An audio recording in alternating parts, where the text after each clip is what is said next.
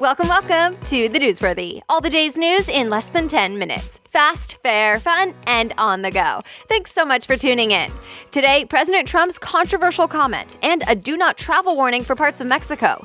Plus, the good and bad from Walmart, a lot of ice found on Mars, and big changes to your Facebook feed.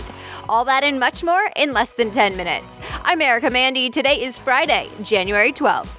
Just a quick thank you to our sponsor, Thole Organics. So before I said yes to having Thole Organics as a sponsor, they sent me a set of their sheets to try out. I wanted to make sure that if they were mentioned on the show, I actually like what they offer. And of course, I do. They provide really comfortable, luxury, organic sheets and bedding, all at an affordable price. So you can get 20% off plus free shipping with the code ERICA20. So go take a look, check it out, find the Thole Organics link on thenewsworthy.com and use the code ERICA20 for a discount.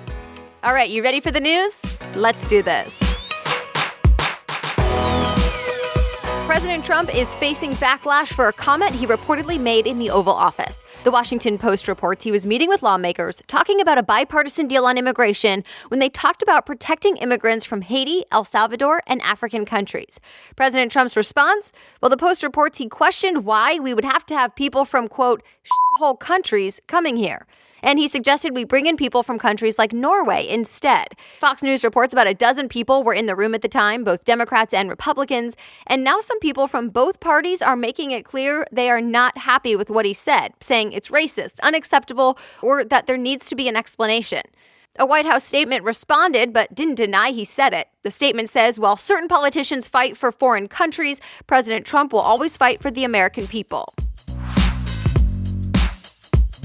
It's now okay for states to require people to work if they want Medicaid. Medicaid is what provides health care to low-income Americans. Business Insider reports the Trump administration just put out the guidelines allowing a work requirement for the first time in Medicaid's history.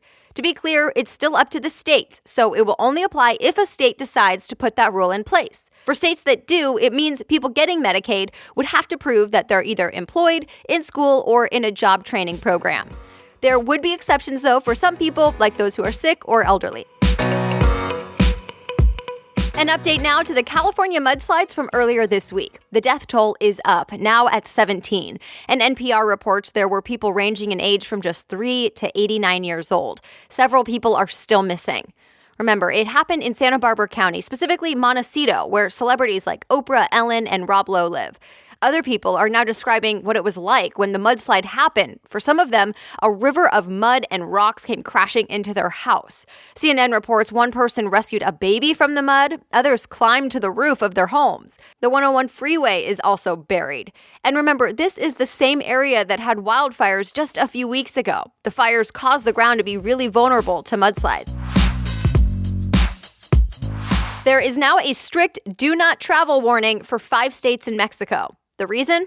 Violent crime and gangs. Time reports it's the same warning level that applies to Syria. Links to the full list of the 5 states will be in today's show notes on thenewsworthy.com, but the main tourism areas like Cancun, Puerto Vallarta, and Mexico City do not have these same restrictions. It's still the same there that it was before, which is a level 2 advisory, which means use caution, but you don't need to just not go.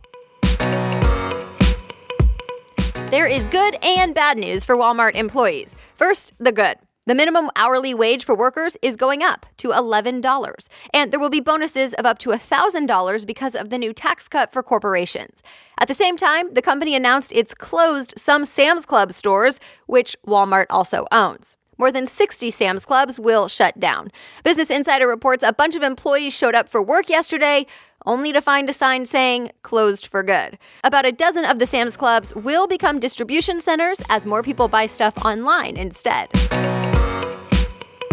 Scientists just revealed that huge clean water reserves were found all over Mars, layers of ice in the ground. National Geographic reports it's been a theory for a while now, and there have been discoveries here and there, but the new article in Science explains more about how much ice there is and how accessible it is. A powerful camera on a spacecraft caught these images of steep banks where there are now exposed layers of ice. You can see it almost like a slice in a cake, and it may influence the plans for future astronauts who may one day land on Mars and need water. Get ready for some big changes to your Facebook feed. The reason? The company says it wants you to feel good after using the site, to have more meaningful interactions.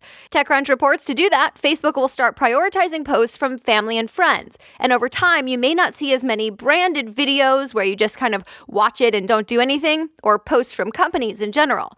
Facebook says, yep, you probably won't spend as much time on Facebook, but the company hopes the time you do spend will be more valuable. Who won't be so happy about this? Probably publishers and businesses who have invested time and money to create videos and build a following of fans on Facebook. Of course, this all could stem from a lot of the criticism Facebook has gotten in the last year, from fake news and posts linked to Russia, and even the effect of constant scrolling on society. All right, have you seen the movie I, Tonya? Well, it stirred up a lot of talk about the real people portrayed in that movie, Tonya Harding and Nancy Kerrigan. You know, the figure skaters. Kerrigan was attacked just 6 weeks before the 1994 Winter Olympics. Turns out it was Tonya Harding's ex-husband who hired the attacker. Harding denied any involvement but was charged with hindering the investigation.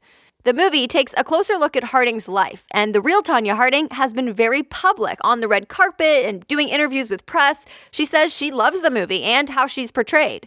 Nancy Kerrigan, on the other hand, not so much. People magazine reports she hasn't seen the movie and would only say she's been busy and is just living her life. The Critics' Choice Awards were on last night, and The Shape of Water got Best Picture. Deadline reports from there, you can kind of just use the Golden Globes as your guide. There were a lot of similar winners. For example, HBO's Big Little Lies had another 4 wins. Olivia Munn was the host. And that's it. You are all caught up. I would love for you to join me today on Facebook Live at 3 p.m. Pacific Time. I will be talking about a few things, including this month's giveaway, and I want to answer your questions real time. What do you want to know? Also, if you've tried to leave a review on iTunes and it's not working, I know why. You have to use a unique name. So we'll chat about that too. I'll kind of walk you through because I've gotten a couple of questions about that. So join me at facebook.com/Erica Mandy. Follow the page, and I'll be going live at 3 p.m. Pacific, 6 o'clock Eastern. Of course, if you want to read more about today's stories, you can do that at thenewsworthy.com. Click episodes, then today's date. The Newsworthy is ready for you to listen every weekday by 4 a.m. Eastern Time. I'll be back on Monday. Have a great weekend.